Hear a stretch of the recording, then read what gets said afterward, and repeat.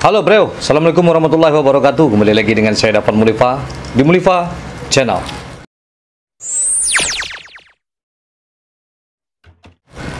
Oke, minal aidin wal faizin. Hari ini kita sedang merayakan Hari Raya Idul Adha. Semoga di Hari Raya ini kita bisa membersihkan hati, dan walaupun kita tidak bisa bersilaturahmi dengan keluarga, kita masih bisa dengan secara virtual.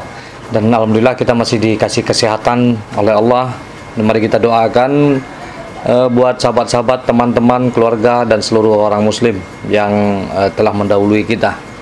Oke, kali ini saya akan membahas tentang Syekh Abdul Rahman Al-Khalidi.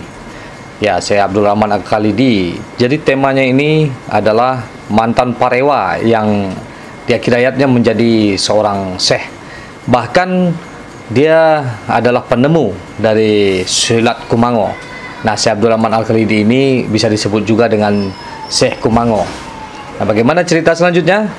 Seperti biasanya, jangan lupa di like dulu, di subscribe, di share jika ini bermanfaat buat semuanya. Syekh Abdul Rahman Al-Khalidi ini juga bisa kita sebut dengan Syekh Kumango. Dia adalah peramu dari silat Kumango. Nama kecilnya banyak yang menyebut ialah Alam Basipat. Beliau lahir pada sekitar tahun 1802.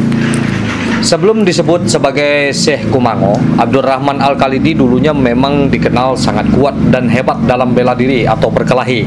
Pada masa itu, orang seperti Abdul Rahman ini lebih dikenal dengan sebutan parewa atau pareman kalau bahasa kini. Jadi waktu itu dia masih muda dan pekerjaannya menjual barang kelontong yang selalu berkeliling dari satu daerah ke daerah yang lain. Di mana ada balai, di situ ada lapak. Bahkan sampai ke Malaysia dia berjualan ketika itu, di zamannya. Dan dari sering berjualan itulah kemudian dia memiliki beberapa istri dan keturunan yang juga ada di Malaysia sana. Nah, makanya silat Kumango juga berkembang di daerah Malaysia. Dengan modal sebagai orang baga atau bahasa Indonesianya pemberani. Nah, dia disebut tidak pernah takut keluar masuk suatu daerah untuk berjualan barang kelontong ini sebelum menjadi parewa. Jadi kabarnya Syekh Kumango waktu mudanya dulu pernah mengaji kepada Syekh Abdul Rahman Batu Hampar di daerah Payakumbuh.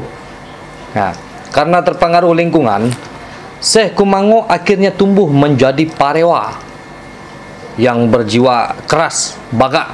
Nah, hingga pada suatu ketika Syekh Kumango tengah berjualan di kedainya di daerah Kota Padang, kalau nggak salah ya, dia berjumpa dengan seorang peminta-minta. Dan peminta-minta itu adalah orang yang tua. Jadi saat itu entah karena apa sebabnya ada cekcok mungkin ya. Darah muda Syekh Kumango ini naik. Nah, dia naik pitam kepada orang yang meminta-minta tersebut hingga diajaknya berduel di dalam kedainya. Nah, di dalam warungnya itu. Nah, dari cerita yang didapat dari beberapa sumber, mereka itu bacakak berkelahi satu lawan satu di dalam kedai Syekh Kumango yang pintunya ditutup. Namun dalam perkelahian itu Syekh Kumango kalah dari orang itu. Dari situlah akhirnya muncul niat Syekh Kumango untuk mengikuti orang itu untuk belajar.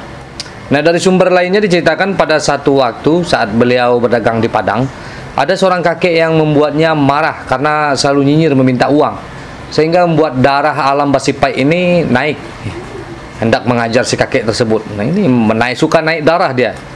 Rupanya setelah berusaha keras hendak memukul si kakek, bagaimanapun cara memukulnya, namun tak kena sasaran. Satu pun tidak kena, sehingga beliau mengaku dan hendak berguru kepada si kakek. Namun si kakek mengajukan persyaratan yang cukup sulit bagi Alam Basipat ini. Jadi nama kecil dari Syekh Abdul Rahman ini adalah Alam Basipat. Nah, Alam Basipat diajak bertemu di Mekah oleh kakek tersebut, di mana kala itu Syekh Kumango atau Alam Basipat pergi ke Mekah dengan berjalan secara berantai dari kampung Sumatera Barat, Sumatera Utara, Aceh, dan kemudian ke Thailand, dan baru ke kota suci Mekah. Nah, Syekh Kumango kemudian belajar di Mekah hingga belasan tahun dan belajar berbagai ilmu agama. Kemudian dia kembali ke kampung halaman dengan menyandang nama Abdul Rahman. Nah, jadi lengkapnya Syekh Abdul Rahman Kumango Al-Samani Al-Khalidi namanya, setelah dia balik dari Mekah. Nah, sesampai di Kumango, dia kemudian mendirikan surau yang bernama Surau Subarang yang sekarang berada di Jorong Kumango Selatan. atau sekitar lebih kurang 500 meter dari kantor Wali Kumango saat ini. Nah, di surau itu kemudian dia mengajarkan ilmu agama serta gerakan ilmu bela diri atau silat yang dipadukan dengan ilmu agama, silat lahir dan batin yang kemudian menjadi Silek Kumango. Beliau waktu itu menjadi Syekh kala itu sudah berumur sekitar 50 tahun. Nah, Syekh Kumango ini mengajarkan agama Islam, tarekat Samaniyah dan Naksabandiyah. Perpaduan ajaran itu kemudian diselaraskan dengan gerakan silat. Nah, hingga akhirnya lahirlah Silek Kumango dengan perpaduan lahir dan batin. Gerakan silat itu tercipta dengan hakikat lahir mencari kawan, batin mencari Tuhan, yang kental dengan unsur Islam tentunya. Syekh Kumango tidak hanya mengajar di kampung halaman saja, akan tetapi juga sampai ke luar daerah dan luar negeri. Hingga pada tahun 1932, Syekh Kumango wafat dan dimakamkan di dekat Surau Subarang ini. Jadi bagi yang mau ziarah silakan datang ke daerah Nagari Kumango. Dari waktu ke waktu, sila ini kemudian terkenal luas bahkan hingga ke luar negeri. Sila ini hingga sekarang terus diwariskan dari generasi ke generasi di Nusantara ini. Jadi pengaruh ajaran tarekat pada silat Kumango sangat terasa, yang menuntut para muridnya dapat mengendalikan diri, dan jurus-jurus pada silat ini tidak lagi meniru gerakan hewan atau alam sebagaimana pada golongan silat-silat tuo lainnya di daerah Sumatera Barat. Nah, saat ini dari daerah asalnya Silek Kumango, telah tersebar ke beberapa kawasan lain Indonesia maupun ke mancanegara.